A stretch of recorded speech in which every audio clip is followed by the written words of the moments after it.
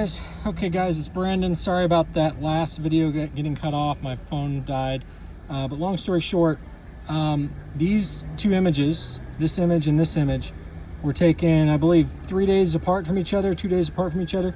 So look at the volume. This is the total Bitcoin, BTC, that's on the exchanges. 21 million. Here we're at 22.6. Where the extra roughly 100,050 coins come from. Why aren't those extra 100,050 coins reflected here in the 24-hour change, let alone in the week? There's only a 10,000 coin change there, and prior to that there was only a 16,000 change. Those two numbers should have 150,000 discrepancy between them. They don't.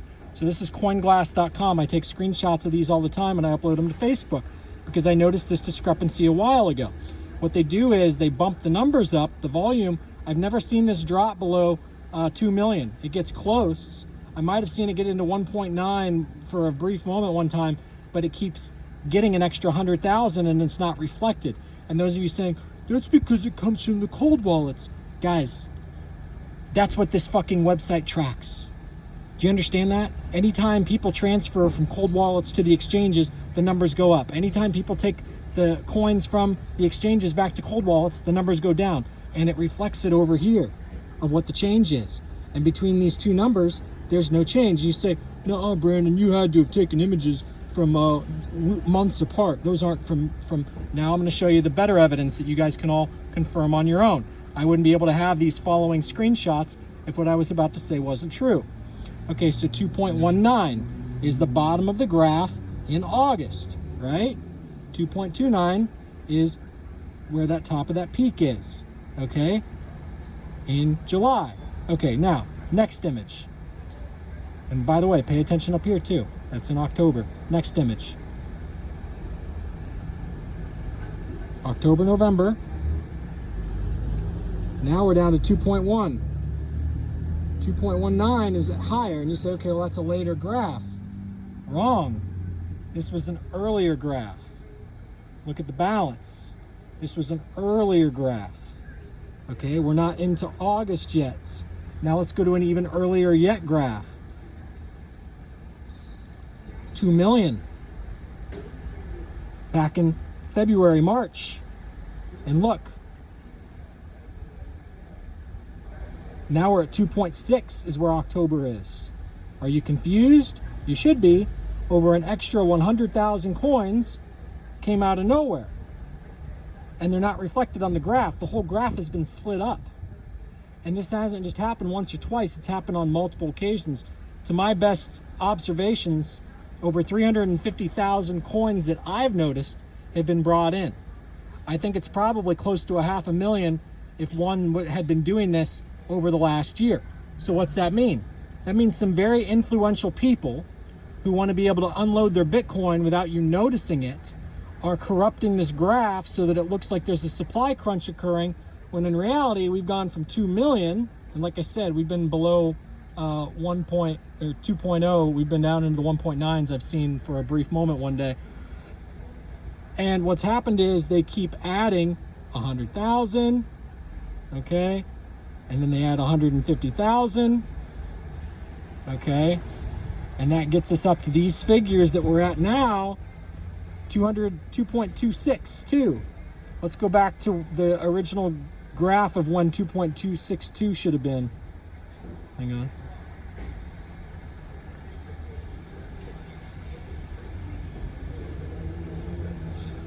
.26,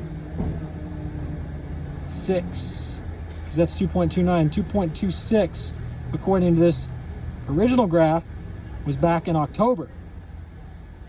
2.26. You follow me? Or right in there. So October, November, December, somewhere in there. Okay, 2.26. Meanwhile, when you come back to the more recent graphs, 2.26 is like right now. Yesterday. So that graph isn't decreasing, guys, it's actually increasing. But it's being manipulated. Most people don't have the IQ to understand what I'm saying.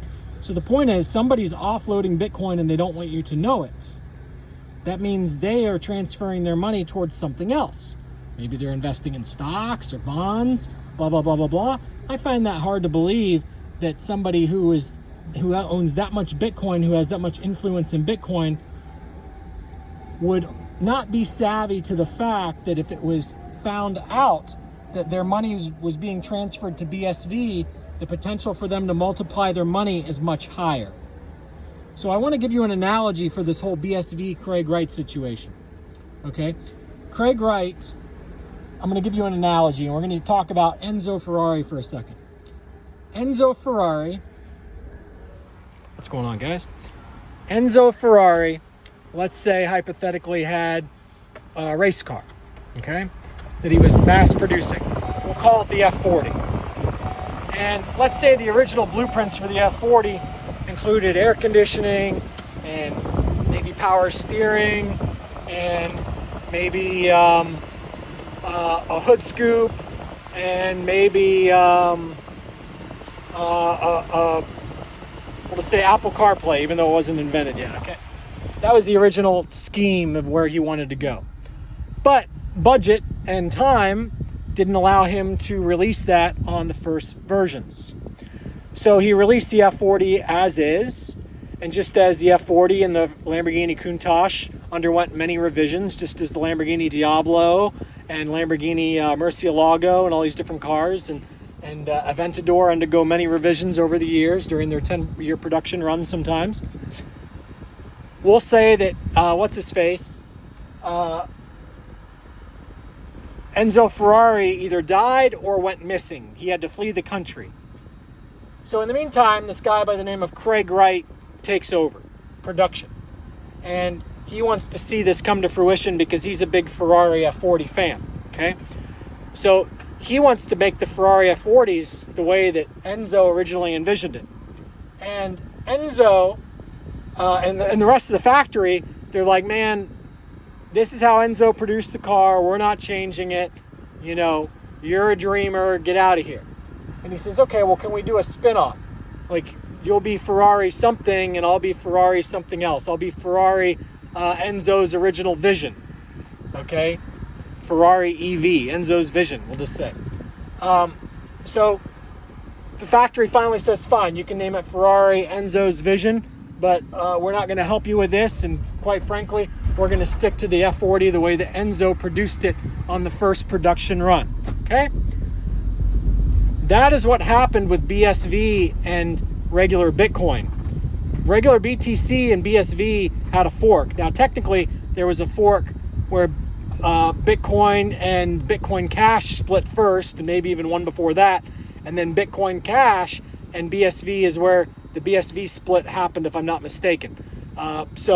Because Bitcoin Cash was closer to the way Satoshi wanted it. So you got to add a third party in here. There's somebody between Craig Wright and Enzo Ferrari. There's somebody in the middle who produced a slightly revised Ferrari. Maybe it had the AC, okay? And then Craig Wright comes along and says, I wanted to have Apple CarPlay and the hood scoop, like Enzo also said, and the power steering. I wanted to have all those things. So that's an analogy, guys. I'm not saying that happened. I'm just saying that's the analogy. Where things get a little bit wonky is people put Craig Wright into a little bit of a box where they said, listen, the only way that this is going to catch on is if you say that you are the real Enzo Ferrari, okay? That you are the real Satoshi Nakamoto or whatever the hell the name is, right? You got to say that you're the guy. Because let's face it, the guy's hidden anyway. So it's like the Face Off movie. You come back and you say, oh, I'm, Enzo Ferrari and I got my face changed. But in the Satoshi Nakamoto situation, we don't know what he looks like. So Craig Wright could possibly be him. But I think we all knew that Craig Wright wasn't him. But what's interesting is by Craig Wright claiming that he was him, it actually took it off the exchanges. The exchanges considered that blasphemy and they took Bitcoin SV down. Now again, 95% of Bitcoin SV is regular Bitcoin. And he's added a couple things to it which were in line with Satoshi's original vision. Okay, so everybody's gotten caught up on the fact that Craig Wright isn't Satoshi and therefore this coin is worthless. Meanwhile, in the last 24 hours, 48 hours, but we'll just say 24 hours, we have had consistent over 1/5, over 1/6 to 1/5 of total supply being traded in a 24-hour window. That is a very big deal. That's a Bitcoin SV. Do you understand what kind of pockets that means? Somebody's coming in and saying, I'm in. And you say, well, maybe it's just the masses, Brandon. Okay, let's say it's the masses. Even if it's the masses buying in at that rate, why aren't there videos all over YouTube and everything about this? Instead, you just have a couple key players in Saudi Arabia saying, yeah, we're endorsing this and blah, blah, blah. And you get a couple things going on and you get a couple court ruling stuff. But the court ruling stuff, guys, is like nonsense. Now, don't get me wrong. Anything can be twisted and changed, spun to favor or unfavorable via the media. But in my opinion, guys, the big whales have been accumulating BSV, and the whole ruling against Craig Wright was like the nail in the coffin to try to get it to dip to its bottom. And I think that the 24 mark might have been the bottom. Now, granted, I think that once either a super hack happens with, atomic computers, AI atomic computers, they call them quantum computers, but I call them atomic computers. But the point is, once that hack happens and or it's found out that some of the Satoshi wallets are cashing out and moving to BSV, because that's the logical reason. That's now you got your logical volume. Where's this volume coming from? Where's this 150,000 Bitcoin volume? Okay, coins that have been exchanged, that have been sold to the exchanges, put on the exchanges, taken out of cold wallets. Where are these 150,000, 250,000, 350,000 since I've been tracking it that I've noticed that is not shown in the discrepancies? The change, the 24-hour change, the weekly change, the monthly change, the yearly change, it's not shown there, okay? These 100,000, 150,000 blocks. And in my opinion, they were using 100,000 in the beginning because it was hard to notice. Because you go from 2.1 to 2.2 and people just didn't notice. They look at the graph and they're like, oh, it's just my imagination. That's what I thought at first. Also, I'm like, man, I swore that number was something different. I'm going to start screenshotting these. And sure enough, once I started screenshotting them, I was able to catch it the next time it happened. But the point is, 100,000 is not a noticeable number. 150,000 is a noticeable number. In my opinion, they're getting panicked and they're trying to move bigger quantities, and they're now using off the wall numbers like 150,000 instead of 100,000. Now it's becoming more noticeable, okay?